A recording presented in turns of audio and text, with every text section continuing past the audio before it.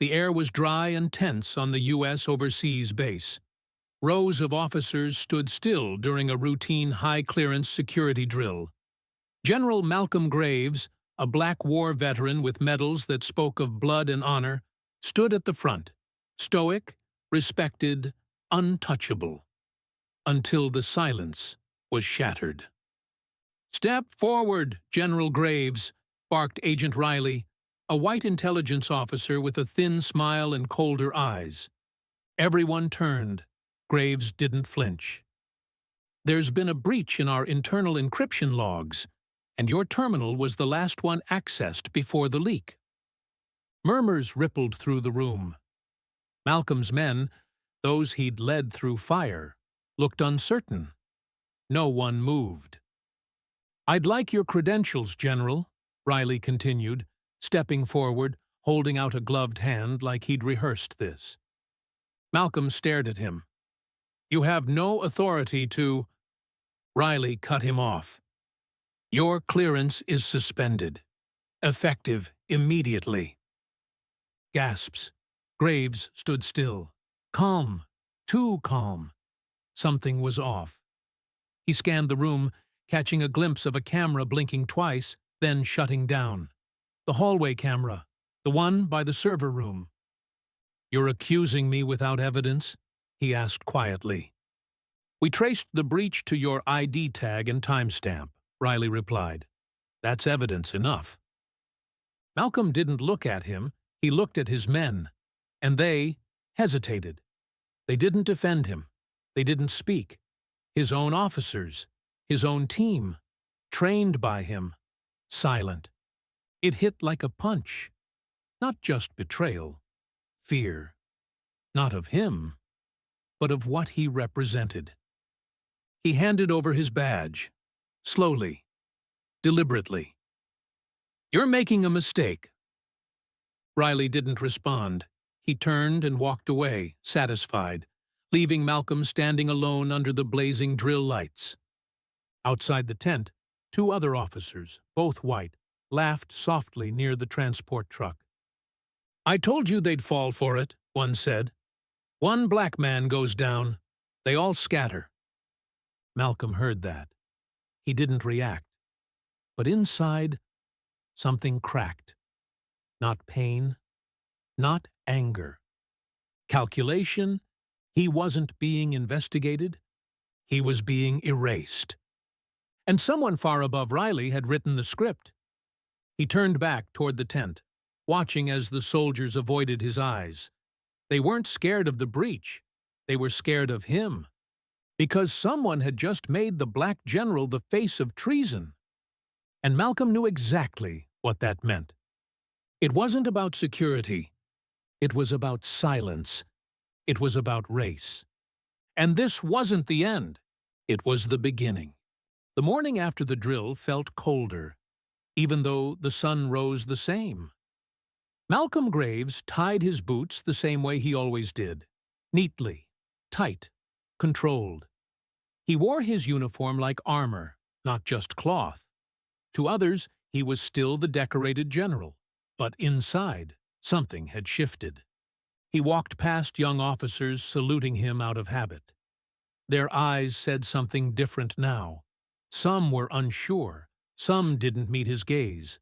A few looked away entirely. That's when he knew. Whatever had happened yesterday, it had already spread. Back in his quarters, Malcolm sat alone. No messages, no briefing requests, no security updates. Normally, his mornings were packed, but now it was quiet. Too quiet. That kind of silence in the military wasn't peace. It was warning. He opened his laptop and scanned the encrypted logs he'd saved. Old backups. Redundant folders. Something didn't add up. A classified movement file had been accessed 3 hours before the breach by someone on base security. But that name wasn't in the report Riley gave. He wrote it down. Memorized the timestamp. He stood and walked to the mirror. The reflection staring back was the same one that had survived war zones, seen blood spray from friends and enemies alike. carried bodies across enemy lines. But this was different. This was personal. He remembered last week how Private Johnson, one of the youngest black recruits he'd mentored, had come to him shaken. Said someone in logistics had questioned whether he really belonged in combat-level clearance. Malcolm had brushed it off. Racism wasn't new here. But now it made sense. They weren't just watching him. They were watching all of them. Outside, the drill yard buzzed with motion. Riley's team had set up new checkpoints. Clipboard men in blue suits scanned badges, while white officers walked through without pause. Malcolm noticed it instantly. The uneven stops. The sudden authority in unfamiliar hands. Quiet racism. Weaponized through structure.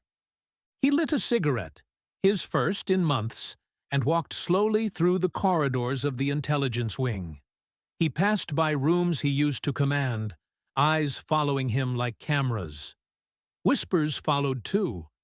Co-workers he once trained now kept their distance, unsure whether to salute or avoid him. He reached the file room. The clerk looked up, young, white, and new. "I need incident access for March 14th logs," Malcolm said. The clerk hesitated. "Sir, I think your access is, try again." The tone in his voice made the kid tap faster. The screen blinked. Red access denied. Malcolm didn't blink. He smiled slightly. "That's what I thought." He turned and walked away. As he reached the stairwell, he saw something small but chilling. On the wall, a new list had been pinned up. Protocol Integrity Watch. Names marked in yellow, mostly junior officers. But every one of them was black or Latino. Malcolm stood in the hallway, the buzz of conversation in the background. His mind wasn't quiet. It was screaming. They were labeling recruits based on ethnicity, not performance, not loyalty, skin color. This wasn't about stopping leaks. This was about building a narrative. Make the hero look like a traitor. Make the truth sound like paranoia. And worse, they weren't sloppy. They were careful.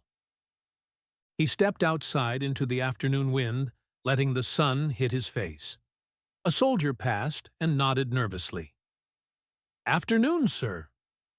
Malcolm nodded back. "Keep your head high, son. Always." The soldier didn't understand the weight of those words, but one day he would. Malcolm pulled out a small notepad from his inside pocket. He wrote one name, then another, then another. Not targets. Clues. Because someone thought they could erase him with whispers and policy, but they didn't realize. He wasn't done fighting. He was just getting started. 3 days later, it happened. Malcolm's ID was officially flagged. He had just returned from a quiet meeting with one of the base's IT personnel, an old friend, Sergeant Lane, who'd hinted at inconsistencies in the server logs. "Someone edited timestamps, sir," Lane had whispered, "but they left a digital fingerprint, barely noticeable. But it's not yours." That same evening, as Malcolm passed through the checkpoint, the red light blinked. Access denied. The young MP at the gate stiffened. "Sir, I think I'm going to have to ask you to wait." Malcolm didn't speak. He stepped aside and waited. Within minutes, 2 intelligence officers walked over, both wearing black coats, both expressionless. "General Graves, you've been requested for internal inquiry." It wasn't a request. He was escorted across the base without handcuffs but under guard.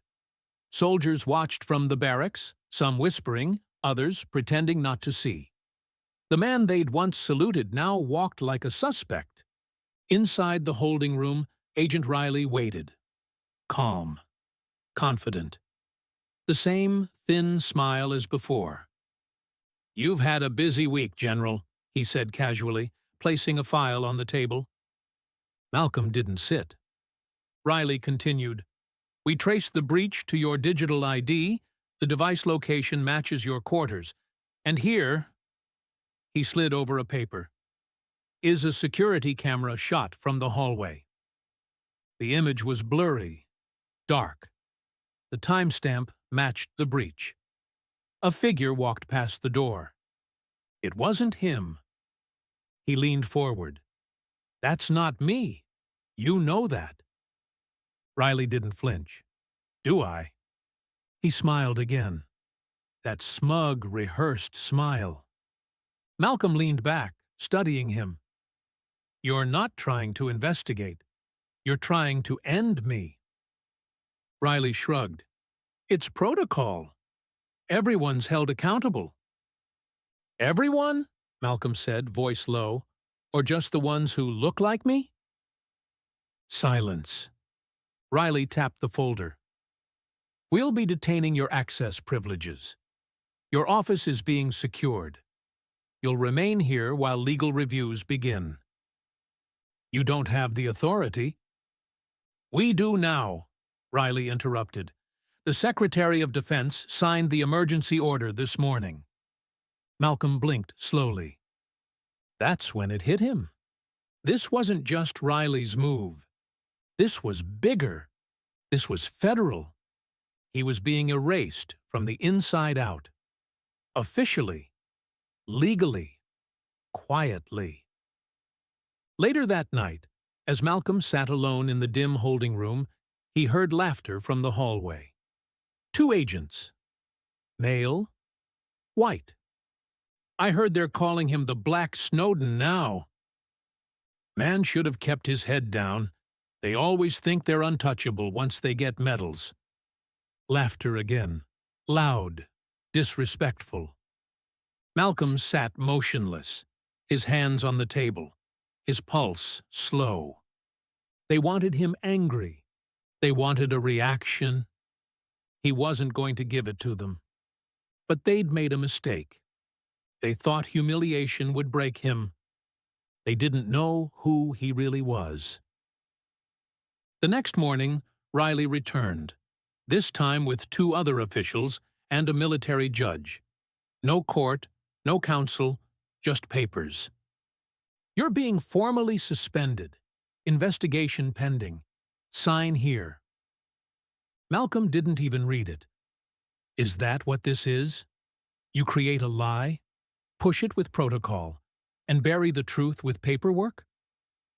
Riley didn't respond. Malcolm stood slowly. "Let me guess. Once the media finds out, you'll leak the story that a senior black officer betrayed the country, just before elections. That sound about right?" Still, no answer. "Tell me something," Malcolm added. "What's the payoff? Who's pulling your strings?" Riley's face twitched for the first time. Then he picked up the file and left without a word. Later that night, Sergeant Lane sent a discreet message through an encrypted line. "Sir, there's something else." Malcolm read it once, then again. A second security camera in the server hallway, one no one knew was active, had caught a clear shot. Different person, same time. Masked, but white hands, different build. Someone in Riley's own department. Lane wrote one more line. "I can get you the footage, but they'll know I did it. What do you want me to do?" Malcolm typed 2 words. "Send it." Then he closed the laptop, stood in the dark, and looked out the barred window. They wanted to break him. Instead, they'd made a soldier remember he was in a war. 4 days passed. Malcolm Graves had vanished from public view. The base knew he was suspended, but no one saw where he went. The reality was quieter, smarter, and far more dangerous. He had moved into a private safe house, off base, unlisted, owned by an old civil rights attorney who owed him a favor. There, Graves and the only person he still trusted, Jaslyn Moore, a sharp black cybersecurity officer, worked under the radar. "You were right," she said, dropping a flash drive on the table. "That footage you mentioned? I found it. Someone in Riley's team altered logs, scrubbed metadata, but they missed the secondary network backup." Malcolm plugged it in. There it was, a clean hallway view, time-stamped during the breach. A white man in black tactical gear entered the restricted server zone. Riley's man, and just behind him, a shadowed figure, waiting outside the door, watching, covering. "Can you enhance it?" "Already did," Jaslyn replied. "The guy watching is Edward Banks, CIA placement, registered under diplomatic immunity, stationed here as part of a security collaboration unit." Malcolm leaned back. His breath stayed even, but his eyes darkened. "So the whole thing was a setup," Jaslyn said. "From inside and out." Malcolm didn't speak for a long moment. Then, "Who are they trying to start a war with?" Jaslyn tapped a folder. "Operation Noble Frame. A leaked memo shows plans to create instability in West Africa. The CIA's plan? Trigger violence, then justify U.S. re-involvement. But they needed a reason. A scapegoat. You." Malcolm clenched his fists. They wanted a black general to fall, so the rest look weak. Easier to control allies when their heroes are gone. Jaslyn nodded. "And to make it public just before elections back home. A political weapon." He stood and looked out the window. "They underestimated me." She looked at him. "What now?" "We flip it. We make them the bait." The plan came together in whispers and encrypted signals. Jaslyn rerouted Riley's communication node through a ghost server, letting them monitor every outgoing message. That's when it happened. Edward Banks sent a secure invite to an off-record diplomatic event. Quiet location, 5 names attached. 2 American agents, 1 French liaison, and Riley. "They're meeting to transfer the second set of intel," Jaslyn said. "They still think you're down." Malcolm smiled for the first time in days. "Good." The night before the meeting, he called Jaslyn into the kitchen. "If anything goes wrong tomorrow," he said quietly, "don't come after me. Leak everything. Go public." She stared at him. "You think I'd let them bury you?" "I think they'd try. And I need one person still standing when this explodes."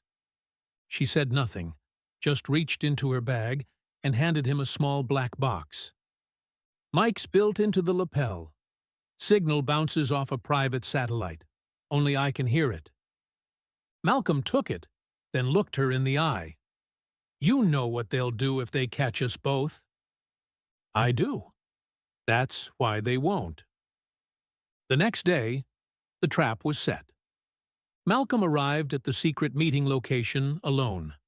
No security, no badge, just a clean shirt and a calm face. He knocked on the door. Edward Banks opened it, shocked to see him. "You shouldn't be here." Malcolm smiled. "Neither should you." Inside, the room froze. Riley stood up fast. "What the hell is this?" Malcolm took a seat. "Just wanted to say thank you for making this easy." Riley reached for his phone. Jaslyn intercepted the signal. "Phones are jammed," she whispered through Malcolm's earpiece. Then he reached into his jacket and placed a small red folder on the table. "Inside is every detail of your operation. The footage, the audio, the names." Riley laughed nervously. "You're bluffing." Malcolm tilted his head. "Am I?" The screen on Jaslyn's system blinked green. "We've got all their voices," she confirmed. "Sending it to cloud backup now." Malcolm stood. "I won't arrest you. That's not my job. He walked to the door. But you're not in control anymore. The trap had been set. And this time, the black man they tried to frame was the one watching them fall. By the next morning, the base was buzzing.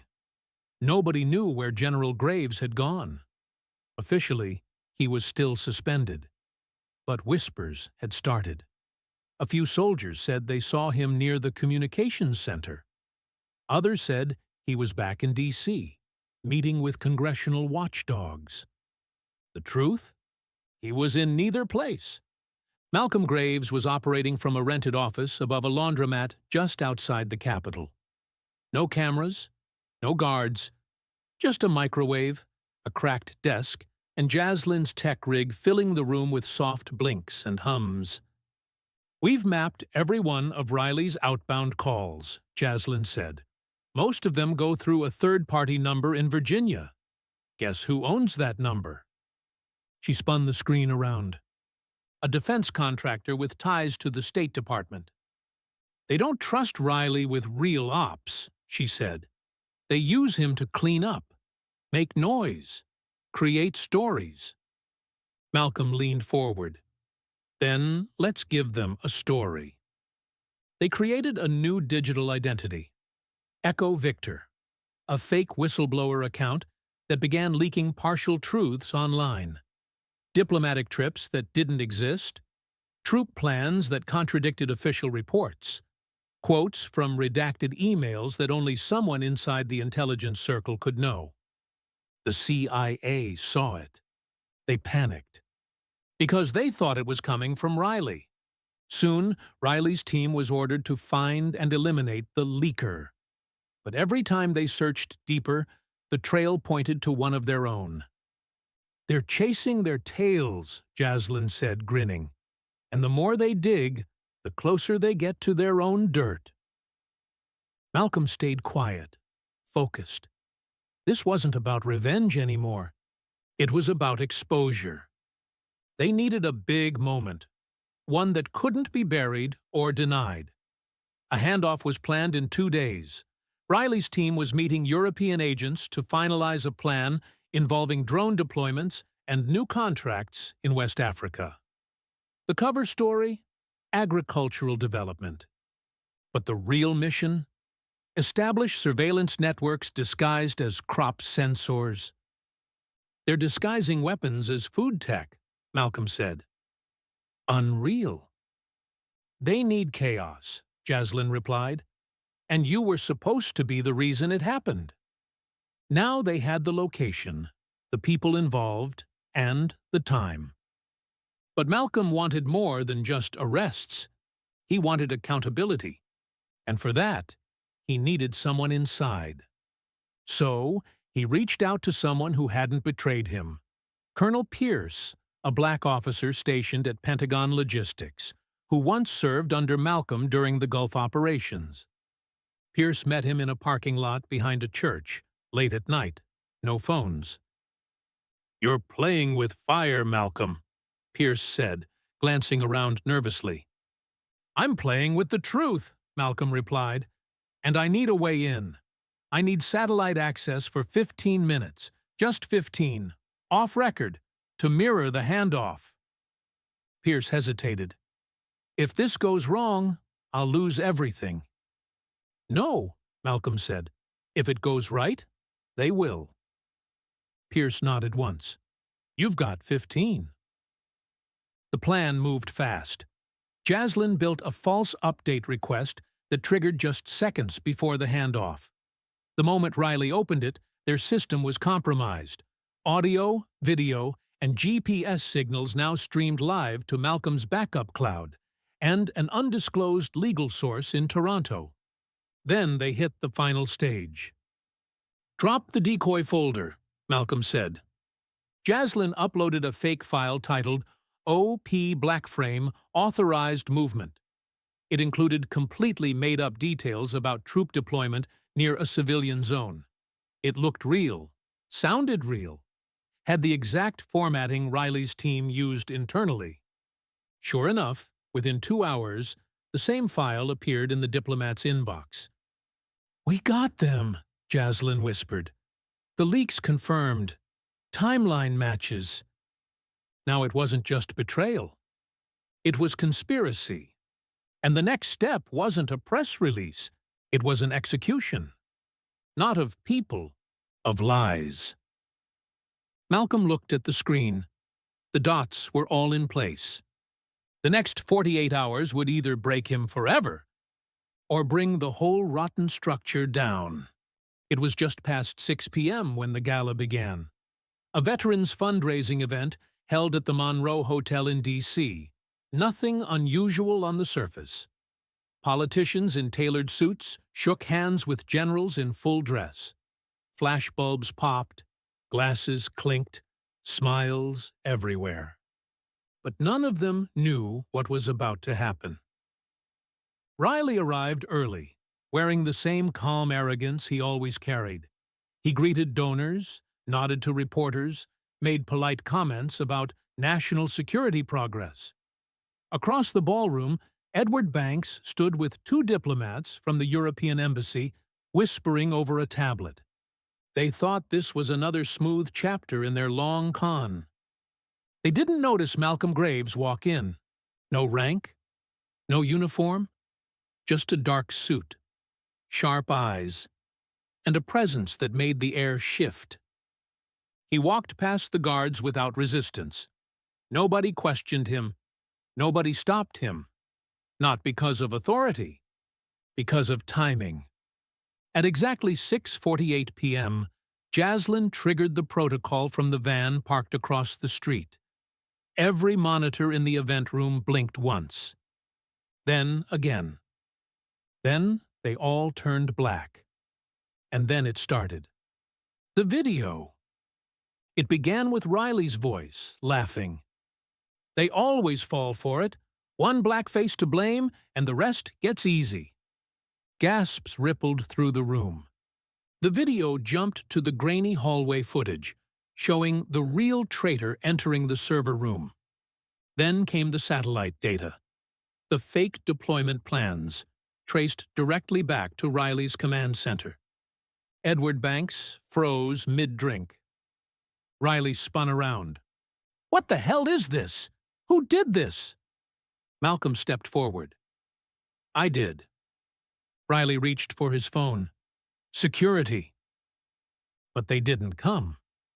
Instead, Colonel Pierce entered with 2 uniformed officers. "Stand down," Pierce said. "We've received direct authorization. You're under arrest." "You can't do this," Riley stammered. "You don't understand who you're dealing with." Malcolm took a slow step forward. "I know exactly who I'm dealing with. A coward, a liar, and a man who used race as a weapon." Banks backed away from the crowd, trying to slip toward the exit. He didn't make it.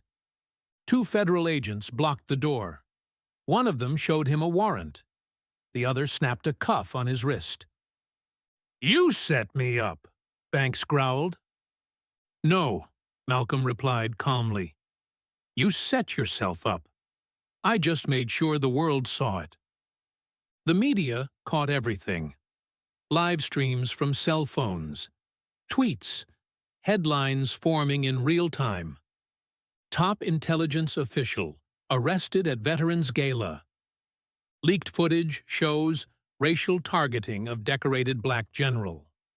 CIA under fire for covert espionage tied to false intel. The ripple effect was instant. The Defense Department issued a statement within the hour. The State Department denied knowledge. The President didn't speak. But every young black soldier watching at home understood. Malcolm didn't celebrate. He didn't even smile. As Riley was escorted past him, Malcolm leaned in. "You tried to take my name, my honor, my future, all to sell your little war." Riley didn't respond. "They won't protect you," Malcolm said. "You were never one of them. You were just a useful liar." Outside the Monroe Hotel, Cameras flashed like a battlefield. Reporters shouted. Protesters gathered. Malcolm didn't stop to speak. He walked through the noise like a man returning from war. Not victorious, but resolved. That night, back at the safe house, Jaslyn sat at the edge of the desk, still in her hoodie, scrolling through headlines. "You did it," she said. "They're calling you a national hero." "I'm no hero," Malcolm said quietly. "Then what are you?" He looked out the window. A reminder. The storm had passed, but the echoes remained. 2 weeks later, the embassies involved were under silent review. Diplomatic staff quietly recalled. Budgets frozen. Committees formed with titles like Integrity Oversight and Security Reevaluation. But no press conference would ever say the truth out loud. A black general had exposed an entire operation without firing a single bullet. Malcolm Graves declined every interview. He ignored every offer to clear his name on national TV. He didn't want their apologies. He didn't need their stage. Instead, he visited the Pentagon one final time. Alone. No cameras. No aid. He walked past the marble halls, past men who now avoided his eyes, past the bronze plaques with names etched in permanent silence. He reached a room where his uniform still hung, pressed and ready, untouched since the day they suspended him. He folded it himself. Badge, nameplate, service ribbons, all wrapped gently in the flag he had carried through 3 continents. He left the folded bundle on the desk, then walked out. No speech, no goodbye, just quiet. Back in the city, Jaslyn waited outside a small coffee shop near the river. "You sure about this?" she asked, handing him a sealed envelope. He nodded. "Everything's in there, the satellite logs, the tracking records, the email chain, all of it." "Who gets it?" "A journalist, not one of the corporate ones. A small paper in Baltimore, black-owned, been running since 1946. She smiled. "That's poetic." "No," Malcolm said. "That's justice." They sat for a moment in silence. Across the river, the city moved like it didn't know what just happened. But he knew better. "You know they'll try again," Jaslyn said. "Of course they will." "Then what do we do?" He looked at her. "We teach others how to see it coming." That night, Malcolm visited Arlington Cemetery, not as a soldier, but as a witness. He walked along the rows of white stones, past generals and corporals, names famous and forgotten. He stopped at one, no rank, no birth date, just a last name and a single word. Unknown. He reached into his coat and placed something at its base. His badge. The same one they stripped from him. He placed it gently, then stood back. "They never saw your war," he whispered. "But I did." The wind moved softly through the leaves. No trumpets, no lights, just truth. The next morning, the Baltimore newspaper published the file. Exclusive. How a black general exposed a racist espionage plot from inside the system. The article went viral within hours. It wasn't just read, it was felt. Shared in barbershops, posted in classrooms, printed and taped to the walls of military dorms. Veterans from every background, especially black ones, started coming forward with stories, not just of racism, but of silence. And what silence costs. 1 week later, Congress called for a formal hearing. This time, Malcolm didn't ignore it. He showed up, not in uniform, in a plain black suit. No script, no theatrics, just words that cut like steel. "I didn't expose a threat," he said into the mic. I exposed a pattern. Silence followed. Cameras rolled. The real damage isn't what they did to me. It's what they almost got away with doing to all of us. When he stepped outside, reporters swarmed.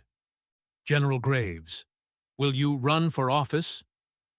Do you plan to sue the government? Do you want revenge? He stopped for a moment, looked them dead in the eye. I don't want revenge. I want memory. And I want protection for the next soldier they try to bury before he even takes his oath. Then he got into the back of a black sedan and left.